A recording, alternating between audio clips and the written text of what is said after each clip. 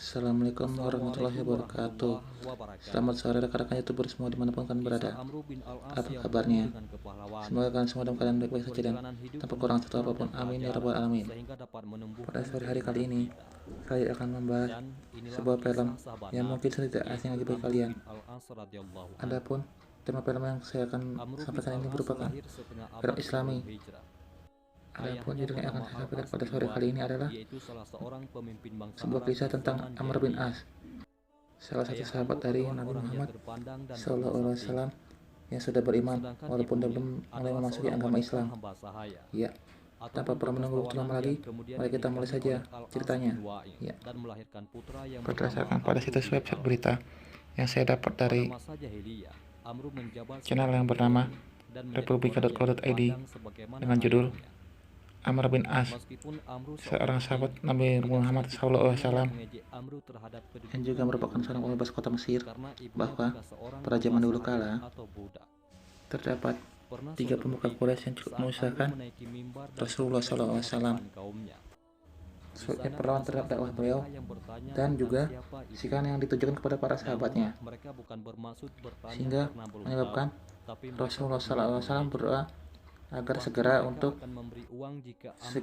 menurunkan azabnya kepada mereka pada Allah Subhanahu wa Ta'ala.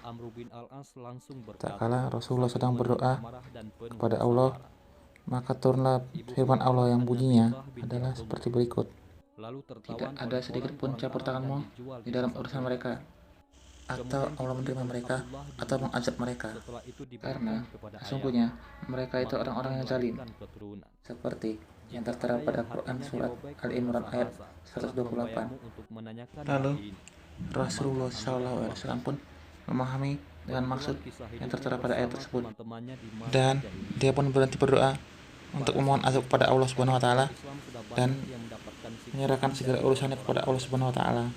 Singkat cerita, adapun salah satu dari 3 panglima yang dimaksud adalah Amr bin As, di mana Allah sudah memilihkan satu jalannya untuk mereka agar bisa menerima taubat, rahmat, serta hidayah untuk memeluk agama Islam.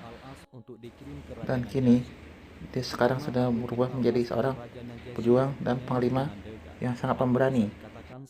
Banyak ahli sejarah yang menggelar dia sebagai sang penakluk Mesir.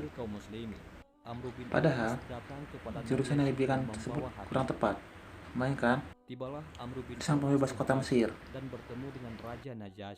karena beliau telah berhasil membebaskan kota Mesir dari 2 negara yang pada saat itu sedang bermusuhan, atau lebih tepatnya berkuasa pada zamannya, yaitu Persia dan Romawi.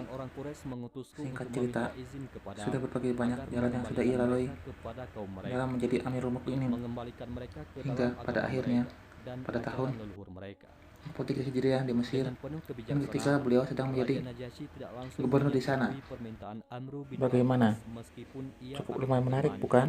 Iya, saya rasa saya cukupkan dulu review saya kali ini. Dan apabila Anda ingin menonton filmnya, silakan untuk menonton pada channel ini. Dan seperti biasa, sebelum saya pamit undur diri, izinkan saya untuk mengucapkan sesuatu kepada kalian semua. Jangan pernah lupa untuk membantu channel saya agar menjadi tumbuh dan berkembang lagi menuju ke arah yang lebih baik.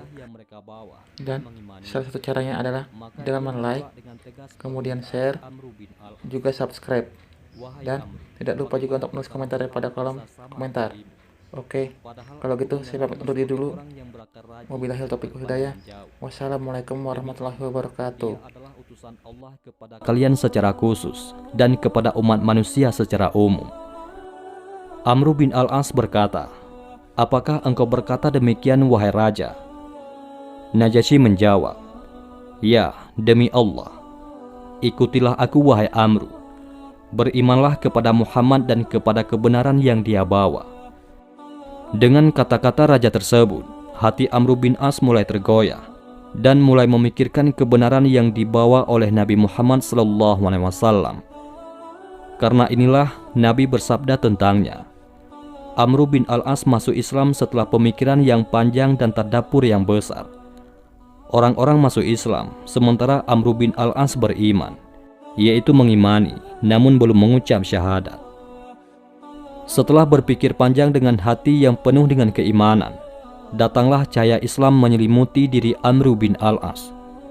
Terjadi pada tahun 8 Hijriah, Amr bin Al-As pergi ke Madinah. Dalam tengah perjalanan, ternyata dia bertemu dengan Khalid bin Walid dan Utsman bin Thalhah yang bertujuan sama, yaitu bertemu dengan Rasulullah SAW untuk masuk Islam. Namun masing-masing mereka tidak tahu. Sesampainya Amr di depan Nabi Muhammad SAW, ternyata ada Khalid bin Walid dan Utsman bin Thalhah yang juga bertemu Nabi. Lalu mereka berdua menjabat tangan Rasulullah untuk berbaiat.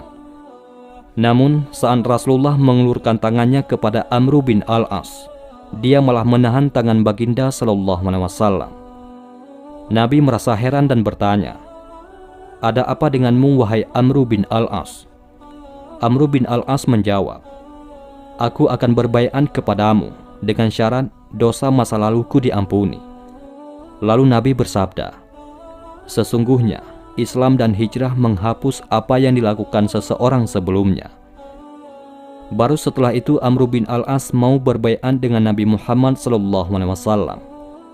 Maka kejadian ini membekas di hati Amr, sampai-sampai Amr bin Al-As berkata, "Demi Allah, kedua mataku tidak pernah berani melihat kepada Nabi, dan penglihatanku tidak pernah menikmati wajah beliau sampai beliau wafat." Rasulullah SAW sangat mengistimewakan Amr bin Al-As, sehingga Rasulullah SAW mengangkatnya menjadi panglima dalam perang Zatus Salasil.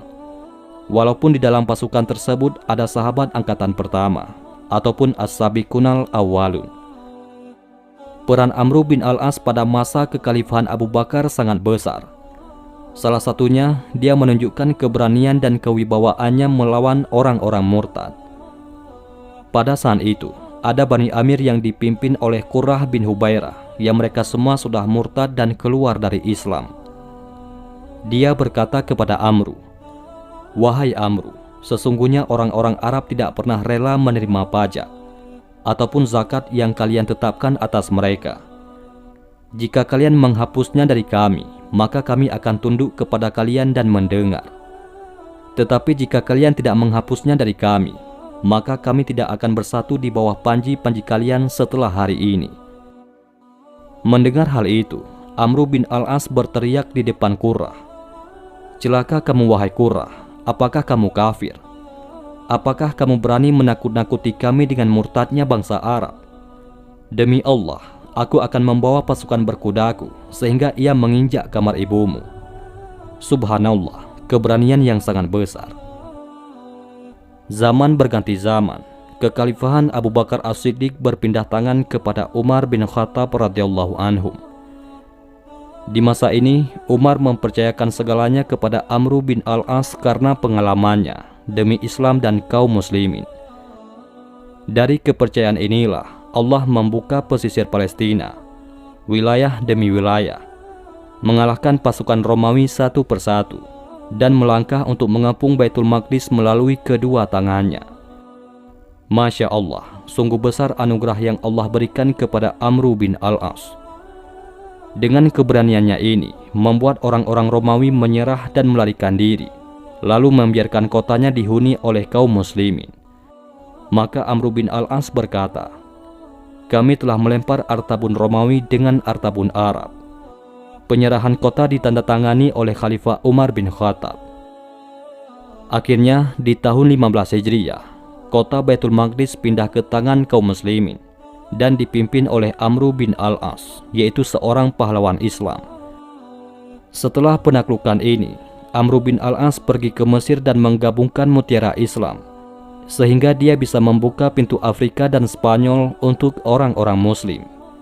Semua itu terjadi dalam waktu setengah abad. Amr bin Al-As adalah orang yang cerdik, ahli strategi dan pemikir ulung. Ketika dia meminta izin kepada Umar untuk pergi ke Mesir, maka Utsman bin Affan berkata, "Wahai Amirul Mukminin, sesungguhnya Amr adalah laki-laki yang pemberani. Dia menyukai kepemimpinan. Aku takut dia berangkat ke Mesir tanpa pasukan dan senjata yang memadai, sehingga dia akan membinasakan kaum muslimin." Sayyidina Umar bin Khattab menyesal telah mengizinkan Amr bin Al-As pergi ke Mesir. Lalu Sayyidina Umar mengirim utusan yang membawa surat darinya. Maka tanpa menunggu lama, utusan tersebut langsung menyusul Amr bin Al-As. Akan tetapi, Amr bin Al-As dan pasukannya sudah memasuki Mesir. Setelah utusan tersebut bertemu dengan Amr, mereka menyerahkan surat dari Umar bin Al-Khattab yang isinya, "Jika suratku ini sampai ke tanganmu, sementara kamu belum masuk ke bumi Mesir, maka pulanglah. Namun, jika kamu sudah masuk ke Mesir, maka teruskanlah langkahmu." Amr berkata kepada pasukannya, "Bukankah kalian mengetahui bahwa kita sudah di bumi Mesir?" Mereka menjawab, "Benar." Amr bin Al-As berkata, "Kita berangkat dengan taufik dan berkah dari Allah Subhanahu wa Ta'ala." Tatkala kaum muslimin mengepung benteng Romawi di Mesir, pemuka Romawi mengirim utusan kepada kaum muslimin untuk mengatakan bahwa pemuka Romawi ingin berbincang-bincang dengan salah satu orang muslim. Maka Amr bin Al-As sendirilah yang menemuinya, dan terjadilah dialog yang menakjubkan di antara mereka.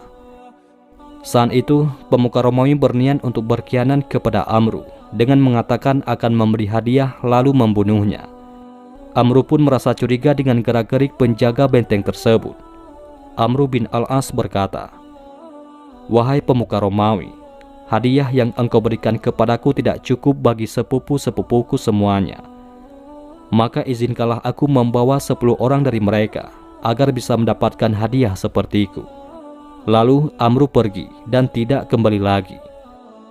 Akhirnya Mesir ditaklukkan Allah melalui tangan Amr bin Al-As. Kemudian Amr bertemu dengan pemuka Romawi, dan pemuka Romawi berkata, "Jadi kamu?"